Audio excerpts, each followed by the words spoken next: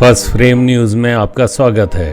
पश्चिम बंगाल में हिंसा का दौर थम नहीं रहा है। बीरभूम जिले में हुई 10 लोगों की हत्या का मामला ठंडा भी नहीं पड़ा था कि अब नदिया में एक टीएमसी नेता की गोली मारकर हत्या कर दी गई। घटना बुधवार देर रात हुई। मृतक का नाम सहदेव मंडल बताया गया है। वह नदिया जिले में टीएमसी के स्थानीय कार्यकर्ता थे। सहदेव की पत्नी अनीमा मंडल बागुला की पंचायत सदस्य हैं। उधर हुगली के तारकेश्वर में भी तृणमूल कांग्रेस की महिला पार्षद को कार से रौंदने की कोशिश की गई। आइए आपको बताते हैं बीरभूम की घटना का सच। घटना की शुरुआत होती है डिप्टी प्रधान भादो शेख के मर्डर से, जिसमें कि 2 मोटरसाइकिल पर 4 लोगों ने आकर भादो शेख के ऊपर बमों से हमला किया, जिससे कि भादो शेख की गवर्नमेंट हॉस्पिटल में मौत हो गई। इस हत्याकांड में 2 लोगों के नाम सामने आए हैं, एक फातिक शेख और दूसरा सोना शेख। ये दोनों ही फरार चल रहे हैं और इन्हीं दोनों के रिश्तेदारों के घर जलाए गए हैं, जिसमें कि 8 लोगों की मृत्यु हो गई है। मृतक और संदिग्ध दोनों ही तृणमूल कांग्रेस के सदस्य थे और यह सभी मित्र भी थे। कहा जाता है कि मृतक हर महीने 20 से 30 हजार रुपए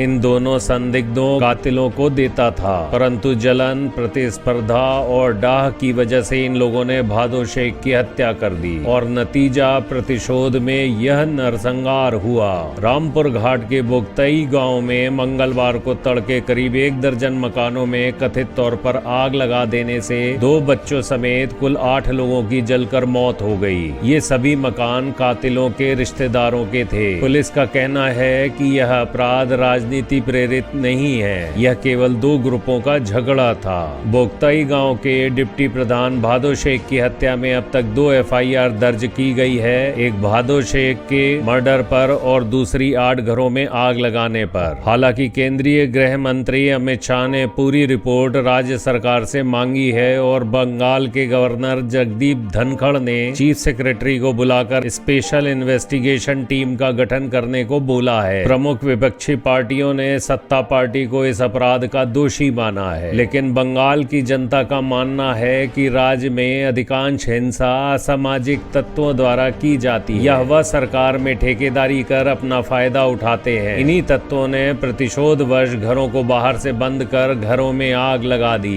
भारतीय जनता पार्टी के प्रवक्ता ने कहा कि सवाल यह उठता है कि बंगाल में कानून व्यवस्था के लिए कौन जिम्मेदार है? क्या बंगाल में जान की कोई कीमत नहीं है? बंगाल में बम फेंकना आम बात क्यों हो गई है? ममता बनर्जी बंगाल को बदलापुर बनाना चाहती हैं। पश्चिम बंगाल में नरसंहार का इतिहास काफी पुराना है। वाम मोर्चे के शासनकाल का चर्चित छोटो अंगरिया कांड भी वीरभूमि की तरह घटना जैसा था। एक घर में 11 टीएमसी कार्यकर्ताओं को कथित तौर पर जिंदा जला दिया गया था। सबसे बड़ी विडंबना यह रही है कि इनमें से किसी का शव तक नहीं बरामद हो पाया। जब यह कांड हुआ उस समय ममता बनर्जी केंद्र में बीजेपी सरकार में मंत्री थीं।